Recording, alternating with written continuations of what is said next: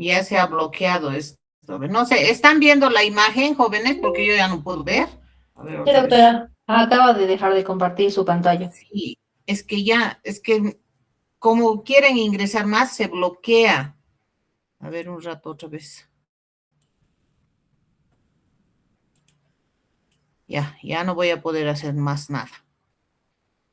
Muy bien, vamos a hablar ahora, jóvenes, de patología intestinal y acá tenemos que recordar siempre la histología, ¿no? Ese es eh, algo que no debemos alejarnos de la histología porque la histología es la base de la patología tal cual han podido ver ahora.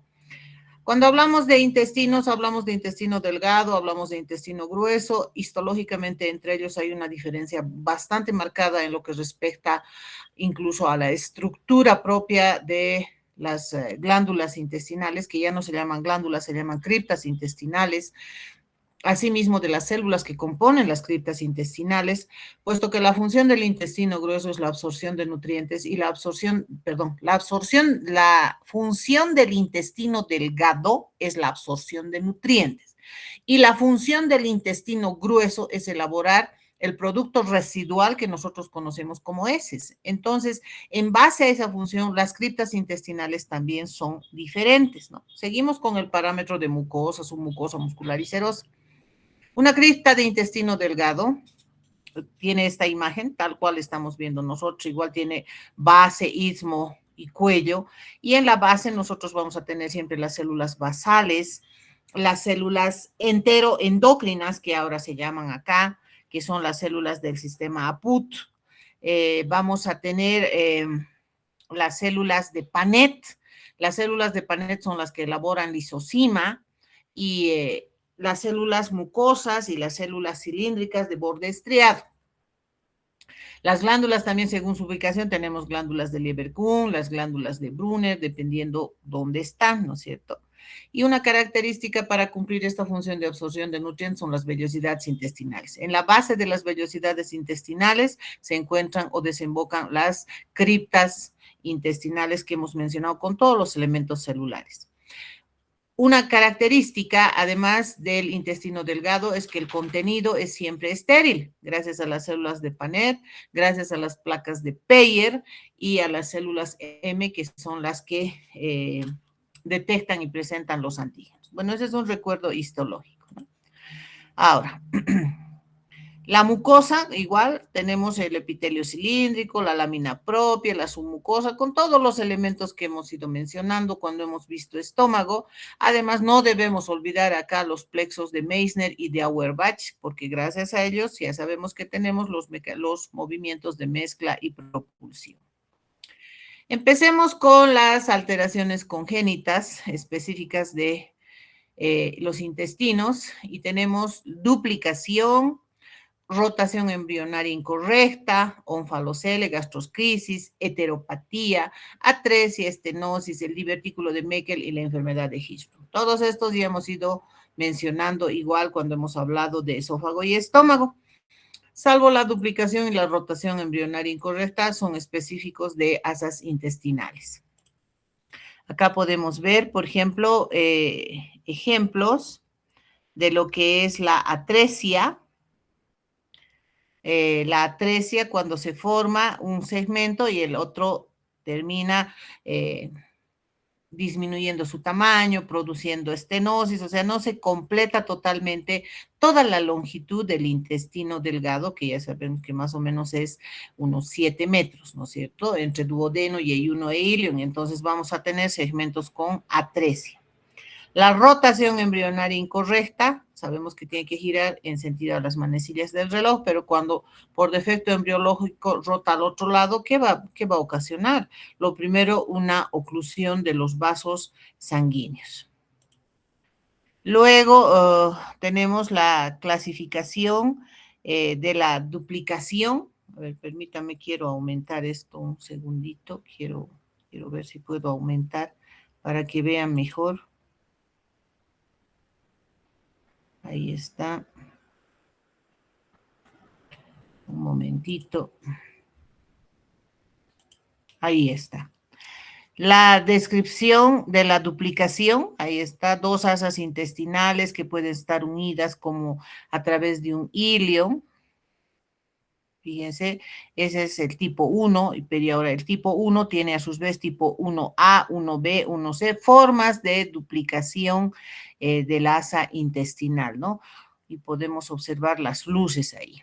Esto que ya hemos visto, el onfalocele y el gastroscrisis, el onfalocele que se acompaña de eventración de las vísceras a través del anillo umbilical, es un defecto congénito, de preferencia en el sexo masculino, y no es rara la presencia de otras vísceras, no solamente asas intestinales.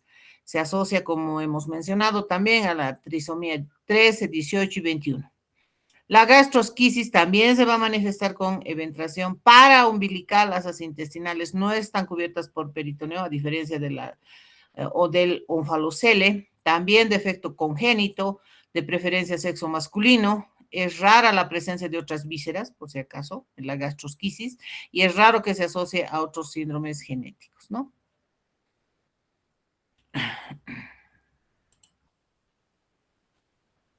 La enfermedad de Hirschsprung, que es una agangliosis congénita, no va a haber movimientos ni de mezcla ni de propulsión.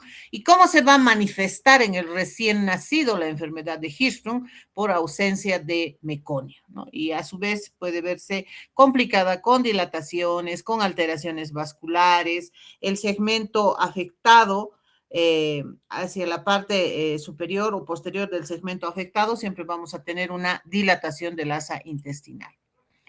Luego tenemos, aparte de las malformaciones congénitas, tenemos que hablar ahora de obstrucción intestinal, que es un cuadro bastante frecuente en nuestro medio. La obstrucción intestinal tiene causas. ¿Cuáles son esas causas que son más frecuentes, ¿no? Que nosotros vemos? Una de ellas es la presencia de hernias, ¿no? Entonces, el asa intestinal sale por el anillo herniario y muchas veces es comprimido. Lo que va a producir acá es obviamente una alteración isquémica. Luego tenemos presencia de adherencias a expensas de la serosa o adventicia cuando ha existido irritación propia del peritoneo y de la serosa, por ejemplo, en casos de peritonitis. Tenemos acá el vólvulo, la rotación completa de 360 grados y la intususcepción. La intususcepción puede ser congénita y también puede ser adquirida en relación a los otros trastornos que estamos mencionando, y también un factor puede ser el aumento de presión que hace que, como ustedes están viendo, es como si un guante se ventrara hacia adentro. A eso se llama intususcepción. ¿Qué más tenemos? Tenemos que hablar de la enfermedad isquémica intestinal, ¿no? La enfermedad isquémica intestinal es la manifestación de la alteración de la vascularización. Y cuando la vascularización en un tejido o órgano se manifiesta, ya sabemos que vamos a tener una necrosis de coagulación, un infarto. En el intestino, la gravedad de la lesión depende de qué capa histológica está comprometida. Entonces, nosotros llamamos un infarto transmural, toda la pared del intestino, de la mucosa hasta la serosa o adventicia. Un infarto mural es el compromiso de la mucosa hasta la submucosa. Y un infarto mucoso solamente el límite es la muscular mucosae. Entonces, eso no tienen que olvidarse. Depende hasta dónde se ha comprometido la vascularización en las capas histológicas de la pared intestinal, ¿no? Otra vez, infarto transmural, toda la pared del intestino, mural de la mucosa hasta la submucosa, y un infarto mucoso solamente de la mucosa, que implica epitelio, lámina propia y muscular mucosae. Hasta ahí es el infarto. Otro cuadro bastante frecuente en lo que respecta a patología intestinal son los síndromes de mala absorción, ¿no? Los síndromes de mala absorción tienen una característica, una manifestación clínica bastante llamativa, cualquiera que sea también su etiología específica.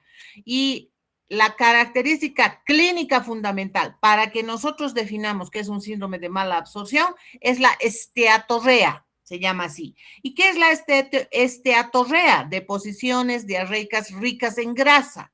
Esa es la principal manifestación clínica de un cuadro de malabsorción.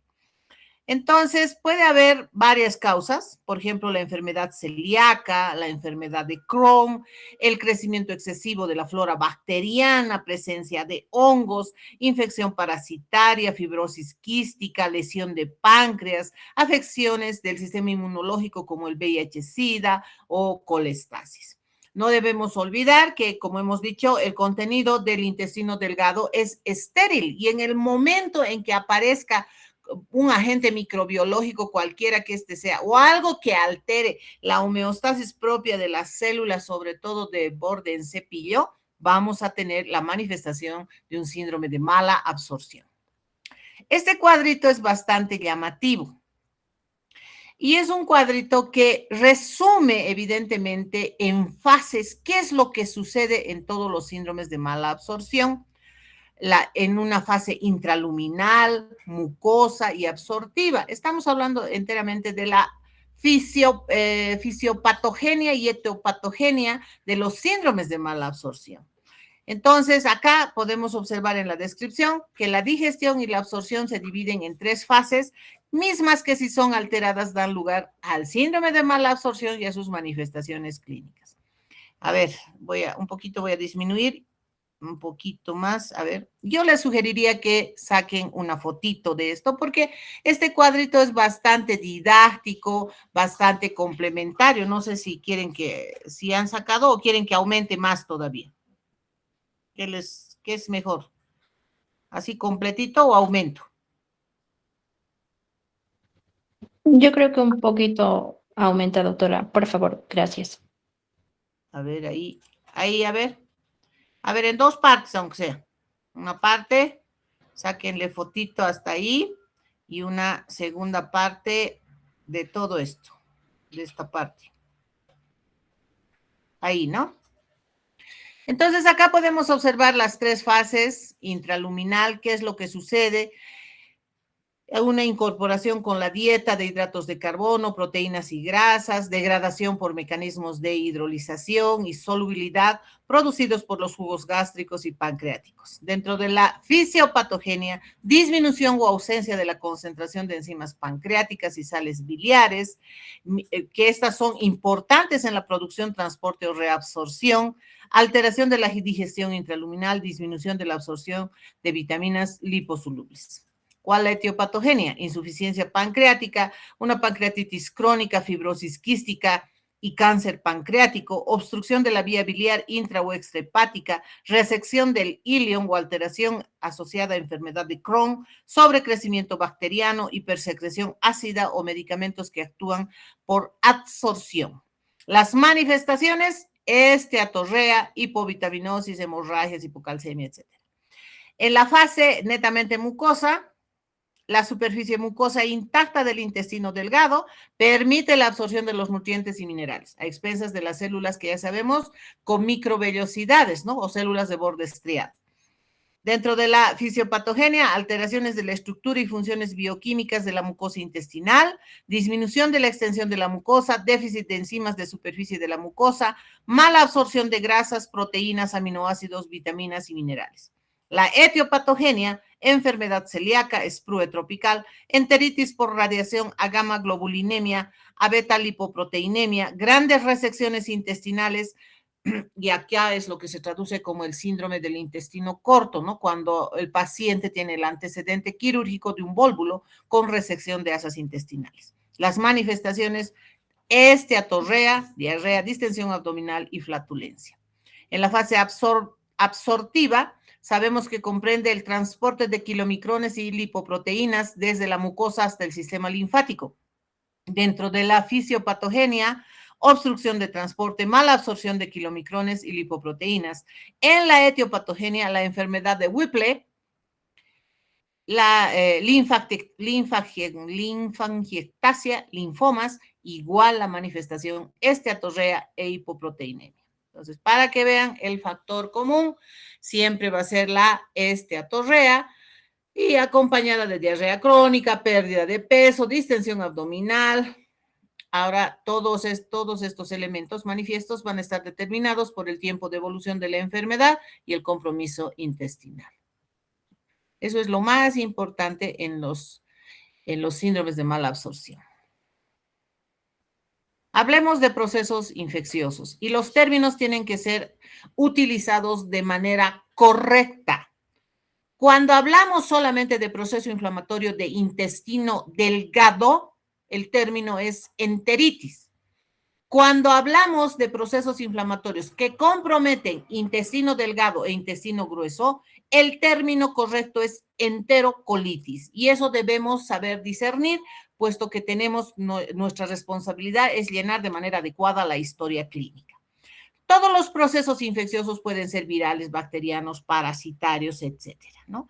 En el caso específico de la enteritis, ¿qué vamos a tener? La principal manifestación, diarrea, ¿no? Un proceso diarreico. Ahora, ustedes deben recordar que tenemos diferentes tipos de diarrea, ¿no? Tenemos la diarrea osmótica, la diarrea hiperosmótica, dependiendo, ¿no? Tenemos, por ejemplo, la diarrea secretora con heces isotónicas, donde evidentemente aumenta el volumen de las heces que se tornan líquidas y esto se asocia a infecciones virales, incluso a neoplasias. Lo que les mencionaba, la diarrea osmótica, que es propia de los síndromes de mala absorción, igual las heces también aumentan su volumen, incluso podemos encontrar estas deposiciones líquidas aumentadas de volumen en ayunas. Las diarreas que se acompañan de enfermedades exudativas, donde las deposiciones diarreicas son purulentas o sanguinolentas, y este es típico, por ejemplo, de la Shigella, de la Salmonella, Entamoeba histolítica o Campylobacter.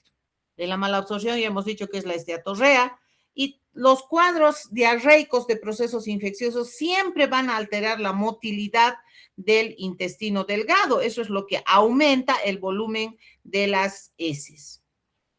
Y ahí podemos ver, aparte de eso, ¿qué vamos a tener? Falta de apetito, dolor abdominal, náuseas, vómitos, el sangrado. El sangrado siempre va a acompañar de pujo y tenesmo y eso es, reitero, un indicador de Shigella.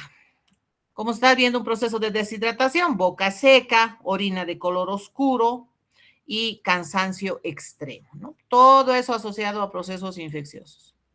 Este cuadrito, por ejemplo, hace referencia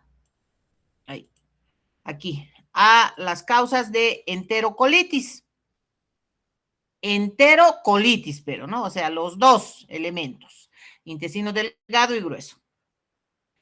Ustedes han debido ver cuando llevan microbiología y parasitología que tenemos enterobacterias. ¿Por qué tienen ese nombre de enterobacterias? Porque su hábitat natural es pues el intestino delgado, o sea, van de preferencia a vivir ahí, ¿no? Ahí está la salmonella, la shigella, como hemos dicho, campylobacter, Escherichia coli. Luego tenemos las micobacterias, y ahí tenemos el Mycobacterium de la tuberculosis. Sabemos que la tuberculosis no solo es pulmonar, sino que la tuberculosis miliar afecta pues a nivel sistémico. Tenemos parásitos, los protozoos como tales, todos los protozoos, la Giardia lambia, Entamoeba histolítica, los virus que generalmente producen cuadros de enteritis, sobre todo en niños, ¿no? El citomegalovirus, herpes simple, arenavirus, picornavirus. Y la inflamación también asociada a nivel ascendente de las proctitis, ¿no? O sea, una proctitis puede ser el foco inicial y por efecto ascendente puede llegar a comprometer intestino delgado. ¿Cuáles son los agentes microbiológicos? La Neisseria gonorrea, la Clamidia trachomatis, el herpes tipo 2 y el treponema pálido, o sea, la sífilis, ¿no? Muy bien. Todos esos son agentes microbiológicos. Hay un cuadro bastante llamativo y manifiesto, sobre todo en recién nacidos prematuros. Y este cuadro se denomina enterocolitis necrotizante, ¿no? Ya el término ya nos está orientando. Enterocolitis, o sea, intestino delgado, intestino grueso que ha visto afectada su vascularización y ha terminado con una destrucción de la pared intestinal. Por eso dice necrotizante. Bueno, este es un cuadro, como les decía, en recién nacidos prematuros. Está asociado a altas tasas de mortalidad. Un 10% de los casos ocurre también en recién nacidos a término, afecta intestino delgado, intestino grueso, y obviamente nosotros tenemos la manifestación de distensión abdominal, náuseas, vómitos, diarrea, todas las manifestaciones. Y al final, ¿qué va a terminar haciendo? Va a terminar haciendo un abdomen agudo, porque si hay un tejido necrótico, obviamente este tiene que ser eliminado, ¿no es cierto? Aquí está.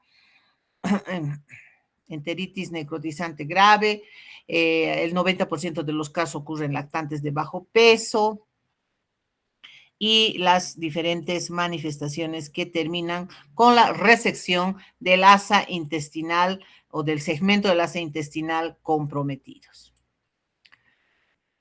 Pasemos a hablar de intestino grueso. Les decía que existe una marcada diferencia entre el delgado y el grueso, porque aquí las criptas intestinales no tienen células de Panet, no hay vellosidad intestinal, y lo único que nosotros tenemos es gran cantidad de células caliciformes, ¿no? Entonces tenemos ahí las mismas criptas intestinales, pero siempre solo con células caliciformes, ¿no? Se mantiene el patrón histográfico del tracto digestivo, mucosa, submucosa, muscular y serosa.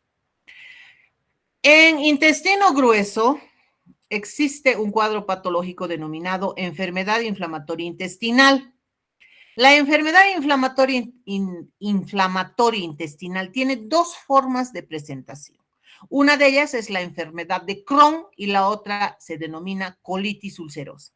Ya acá el esquema nos orienta a que la enfermedad de Crohn es una lesión salteada, así, en diferentes segmentos, un segmento afectado, otro sano, otro afectado, otro sano, así. Eso es la enfermedad de Crohn. En cambio, la colitis ulcerosa es una lesión continua de un determinado segmento, sobre todo del segmento terminal del colon.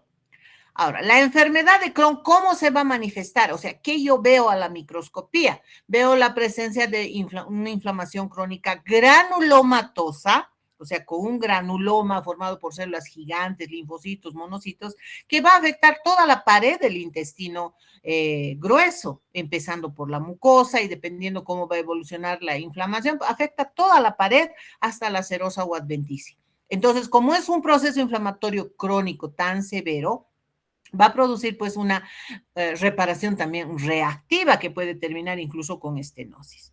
La colitis ulcerosa, como su nombre dice, ulcerosa, ¿qué vamos a encontrar? Lesiones ulceradas, o sea, úlcera vamos a encontrar en la mucosa colónica. Pero aquí hay un detalle, la colitis ulcerosa es el principal factor de riesgo también para el cáncer de colon, o sea, se asocia directamente, no así la enfermedad de Crohn.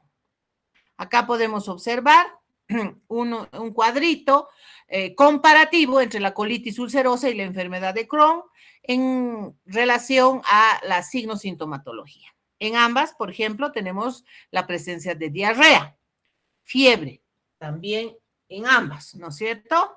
Proceso inflamatorio intestinal, dolor abdominal en la colitis ulcerosa poco frecuente y más frecuente en alrededor del 80% de los pacientes en la enfermedad de Crohn. Sangre en las heces, la colitis ulcerosa bastante frecuente, en la enfermedad de Crohn, poco frecuente y se manifiesta solamente cuando afecta colon, intestino grueso, ¿no? La anemia, en ambos casos, pérdida de peso en ambos casos, pujo y tenesmo en la colitis ulcerosa frecuente y en la enfermedad de Crohn solamente cuando ya está afectando al colon como tal, ¿no?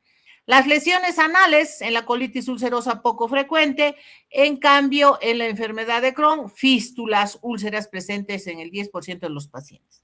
Las manifestaciones extraintestinales tenemos presentes en un 10% en la colitis ulcerosa, y en la enfermedad de Crohn en un 20 o 40%, ¿no? Pero como les he manifestado, esas son las diferencias también histopatológicas.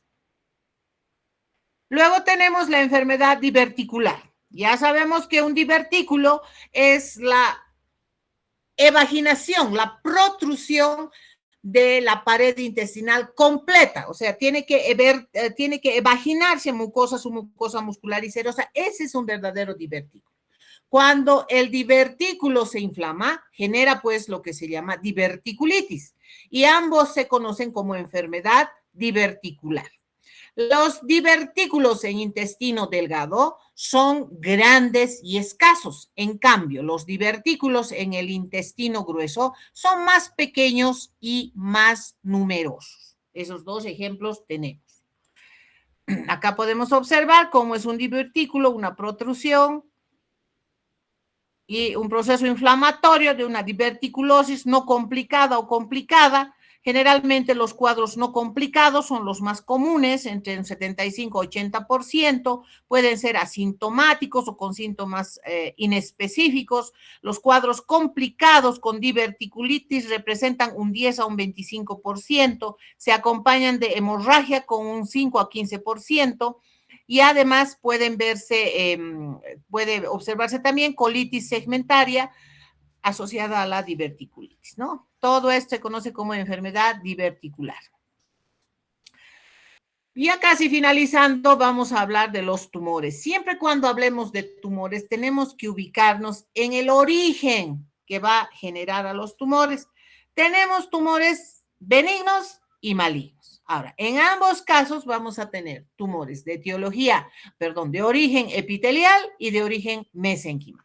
En el intestino delgado, ¿qué tumores predominan? Adenomas y adenocarcinoma. El término, la nomenclatura, ya nos hace referencia que son tumores netamente epiteliales. En el intestino grueso podemos encontrar a los pólipos y luego vamos a ver el cáncer de colon, ¿no? Ahora, una variante, ahí tenemos la presencia de adenomas, ¿no? Que representan un tercio de todos los tumores benignos, comienzan con una forma de crecimiento sésil, histológicamente se dividen en tubulares, vellosos, tubulovellosos. La contraparte maligna va a ser un adenocarcinoma, que generalmente se origina en un adenoma. 55% se ve afectado el duodeno, 18% yeyuno, 13% ilion y 14% de ubicación inespecífica. El rango etario entre la quinta y sexta década de la vida. Ahora, cuando hablamos de pólipos, los pólipos también los diferenciamos en pólipos no neoplásicos y neoplásicos. Dentro de los pólipos no neoplásicos tenemos a los pólipos, al hiperplásico, al juvenil y al asociado al síndrome de Peutz-Jeghers, ¿no? ¿Qué es un pólipo? Es obviamente una proyección, una hiperplasia glandular que va a generar un aumento focalizado en el espesor de la mucosa intestinal. Los pólipos pueden ser, como hemos manifestado, sésiles, pediculados, pueden ser también de base ancha, planos, etcétera, ¿no? Y los pólipos hay que saber diferenciarlos de los adenomas. Acá tenemos esa clasificación que hablamos desde el punto de vista histológico y desde el punto de vista morfológico. La estructura de un pólipo tubular, un túbulo velloso y uno velloso, ¿no? Fíjense, ahí está el esquema morfológico, es bastante claro, como en el tubular predominan los túbulos, porque de ahí nace el nombre, se observa un pedículo y llega a comprometer hasta la muscular mucosae, ¿no? El túbulo velloso más ramificado y el velloso peor, ya se altera toda la estructura de la mucosa intestinal, ¿no? Ahí podemos ver. Y generalmente son hasta la muscular mucosae. No pasa de ahí, ¿no? Porque es un cuadro netamente epitelial. O sea, de una alteración de la mucosa. Ahora, los pólipos. Los pólipos, a su vez, son adenomatosos y no adenomatosos. Los adenomatosos, tubulares vellosos, tubulovellosos, aserrados tradicionales y aserrados sésiles. Estos tres primeros se llaman adenomatosos convencionales y estos dos más raros, aserrados. Entre los no adenomatosos tenemos hiperplásico, amartomatoso, inflamatorio, reactivo o incluso mesenquimales. Ahora, el riesgo de malignidad se relaciona con el cáncer, ¿no? El cáncer de colon, que vendría a ser. Pero acá hay que considerar otros parámetros, por ejemplo, el tamaño, ¿no? Tanto del pólipo, del adenoma, etcétera, será tubular, sésil, etcétera. Cuando son pequeñitos, menores a 1 centímetro, generalmente son benignos, pero cuando empiezan a aumentar ese tamaño y también de tubular se vuelve túbulo velloso y aumenta más de 2 centímetros, ahí hay que considerar que ya están avanzando de un proceso preneoplásico, o sea, con un cuadro de displasia, a un cuadro francamente neoplásico. Los pólipos hiperplásicos se manifiestan de un 34 a 52% en varones y de un 29 a 45% en mujeres por encima de los 45 años. El adenoma, que es una lesión benigna más frecuente, su capacidad de transformación maligna depende de su histología y su tamaño. Esta descripción es clave, jóvenes. Por ejemplo, tenemos dentro de los tipos macroscópicos pediculados y sésiles, pero dentro de los tubulares, el 60 al 80% son pediculados y menos a un 5% de estos son malignos. Los túbulovellosos son o representan en su presentación de un 10 a un 25%, pero de estos túbulovellosos, 20 a 25% son malignos. Los vellosos son 5 a 10% sésiles, pero de estos 35 a 40% son malignos. O sea, esta es la clave, ¿no? Citomorfológica. Ahora, el tamaño, les decía, cuán importante. La mayoría de las lesiones mide menos de 1 centímetro. Cuando es menos de 1 centímetro, 1.3% puede presentar displasia de alto grado. Cuando mide de 1 a 2 centímetros, 19% presenta displasia de alto grado. Cuando son mayores a 2%, 46% presenta displasia de alto grado. 60%, el 60% se manifiesta como adenomas simples, 40% como adenoma múltiple, 60% se localiza en el ángulo esplénico y 24% de los pacientes con pólipos no tratados desarrolla un cáncer en 20 años. El cáncer de colon en nuestro país, la incidencia se ha aumentado dramáticamente. Hay parámetros y protocolos de atención, empezando por el control de heces ocultas en sangre. Acá podemos observar cómo desde el punto de vista microscópico nosotros definimos si estamos hablando en un pólipo adenomatoso o un adenoma como tal. Podemos hablar de una displasia de bajo grado o una displasia de alto grado. ¿Qué analizamos? La citomorfología. Sabemos que los patrones citomorfológicos son específicos de una célula displásica y una célula neoplásica. La gran diferencia entre ambos, ¿qué es? Simplemente la mitosis atípica. Por lo tanto, yo voy a ver una célula discariótica con cromatina condensada, núcleos prominentes, mitosis atípica, como les digo, pero solo en el cuadro netamente maligno, porque el resto de los parámetros citomorfológicos se comparten con una célula displásica, ¿no? Y acá podemos observar eso. Aquí la manifestación en cuanto a su forma, protruyentes, aquí por ejemplo, esta es la imagen de un pólipo pediculado, fíjense, es pedículo más grueso. Un pólipo también semipediculado, subpediculado, un pólipo sésil, que no tiene pedículo, luego pólipos planos, excavados, así tal cual hemos visto que son muy similares a las lesiones que se presentan en mucosa gástrica. Lo mismo acá, ¿no es cierto? Protruyentes, no protruyentes, planos, excavados. Aquí está, los sésiles, los pediculados. Ahora, el cáncer colorectal o adenocarcinoma, que es para nosotros, ¿no? ¿Cuáles son los factores de riesgo para el cáncer colorectal? Son diferentes factores, ¿no? Por eso que en la actualidad ya no se llaman solo factores de riesgo, ¿no? Ahora se llama etiopatogenia, porque se va a asociar factores genéticos, factores ambientales, nutricionales, etcétera. Entonces, dentro de los factores de riesgo o etiopatogenia del cáncer de colon tenemos factores dietéticos. Una dieta muy rica en grasas, pobre en frutas y verduras frescas, ¿no? Y generalmente en el altiplano nosotros consumimos más carbohidratos, consumimos relativamente un 50% de proteínas respecto a la carne, pero muy rara vez asociamos pues un consumo adecuado de verduras y de frutas, ¿no? Luego tenemos condiciones predisponentes.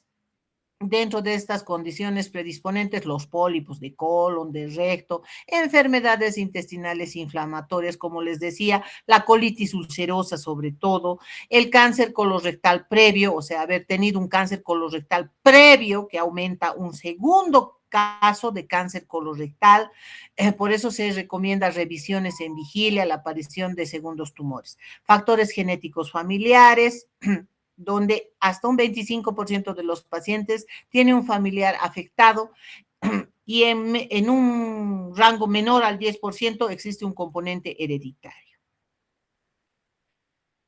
Clínica, signos y síntomas. Algunos pacientes no tienen síntomas. Al principio son asintomáticos. En ellos el tumor se diagnostica gracias a una colonoscopía de cribado, o sea, de screening, ¿no? De casualidad. Es un hallazgo casual. Los síntomas que el paciente puede notar pueden ser vagos o inespecíficos, producidos por un tumor primario o incluso por metástasis cuando se diagnostica en estadio avanzado. Un tumor primario, ¿qué va a ocasionar? Cambios en el hábito intestinal, o sea, va a pasar del estreñimiento a la diarrea con un ritmo alternante, ¿no? Va a estar, qué sé yo, en la semana va a estar 3 días con diarrea y luego va a estar 3 días estreñido y eso no es correcto, ¿no? Entonces, eso uno tiene que considerar bastante cuando uno hace la anamnesis al paciente, ¿no? Además, ya el paciente puede manifestar eliminación de moco, moco sanguinolento, dolor abdominal, pélvico. Algunos síntomas relacionados con obstrucción intestinal pueden ser ausencia de deposiciones, náuseas, vómitos, dolor cólico abdominal y otros síntomas más vagos, ¿no? Ahora, cuando hay metástasis, generalmente la metástasis va dirigida a afectar sobre todo al hígado, ¿no? Ahí se manifiesta con ascitis, con ictericia, puede llegar a pulmón, lo que se va a manifestar con disnea y demás, ¿no? Y lo primero también por contigüidad que se va a afectar es cavidad peritoneal, lo que produce una carcinomatosis peritoneal. Entonces, podemos ver acá, fíjense, la localización. Ahora, morfológicamente y macroscópicamente, el cáncer de colon tiene una manifestación bastante llamativa. Porque, fíjense aquí, el colon sigmoide se afecta en un 25%, el colon ascendente también en un 25% y en el colon descendente en un 5%. Pero aquí, ¿cuál es la clave? En el colon ascendente, las lesiones son protruyentes, o sea, va a salir en forma de pólipo, etcétera, hacia la luz. En cambio, en el colon descendente, las lesiones son estenosantes, lo que el libro llama en servilletero, ¿no? O sea, estenosan la luz del colon. Ahora, bueno, esta es una tablita de los estadios, un estadio 0 hasta un estadio 4. Estadio 0 es cuando es un carcinoma in situ, va avanzando y comprometiendo la mucosa, la submucosa muscular, etcétera, y cuando ya tiene metástasis a distancia, ¿no? Como estamos viendo acá, va comprometiendo todas las capas histológicas de la pared intestinal. Luego, tenemos tumores del conducto anal. Los tumores del conducto anal tienen un pronóstico relativamente bueno, ¿no? Pero dependiendo en qué etapa se los va a diagnosticar y obviamente qué segmento se va a afectar qué segmento va a afectar el tumor en el conducto anal. Generalmente la sobrevida es de 5 años, ¿no? De 5 años. Ahora, ¿qué encontramos? Las neoplasias del canal anal. por el tipo de epitelio, porque no olvidemos que es una transición de epitelio cilíndrico a un epitelio plano estratificado no queratinizado. Entonces, las neoplasias, las más frecuentes, van a ser un carcinoma de células escamosas o un carcinoma epidermoide que llamamos. Luego tenemos un carcinoma basaloide, mucoepidermoide y también adenocarcinoma por ese punto de transición. Dentro de los adenocarcinomas de tipo rectal, de glándulas de conductos anales o también un adenocarcinoma dentro de una fístula rectal. Otro tumor que podemos encontrar en canal anal que no es extraño y que tenemos en la casuística son los melanomas. Igual acá podemos observar el carcinoma de la mucosa terminal del recto, un adenocarcinoma, un carcinoma del epitelio de la cloaca, que les decía igual un carcinoma epidermoide, carcinoma del pecten anal, también epidermoide, y carcinoma de la piel, un vaso celular y epidermoide. Acá podemos observar. Bueno, otro trastorno que se ve en el canal terminal, o sea, en la mucosa anal, son las hemorroides, ¿no? Pero este es un trastorno netamente de la vascularización, porque ¿qué son pues las hemorroides? Es un compromiso de los plexos venosos del canal anal que van a estar en relación al esfínter anal interno, al esfínter anal externo. Entonces tenemos hemorroides externas, hemorroides internas, y las hemorroides obviamente tienen que ser pues consideradas, tienen que ser bien diagnosticadas, tratadas. Al paciente hay que educarle que tiene que haber un hábito de que no esté estreñido, por ejemplo, o sea, tiene que cambiar su dieta totalmente si uno quiere, obviamente, evitar complicaciones, ¿no? Puesto que las hemorroides se complican, se trombosan, se ulceran, se infectan, sangran y demás. Entonces, los factores que desencadenan los cuadros, la manifestación clínica de la hemorroides son, en primer lugar, el estreñimiento, el pasar mucho tiempo sentado en la taza del baño, el pasar mucho tiempo de pie y una alimentación inadecuada, ¿no? Pacientes que igual que consumen comidas bastante picantes, irritantes, con ají y demás, ¿no? Todos esos factores influyen.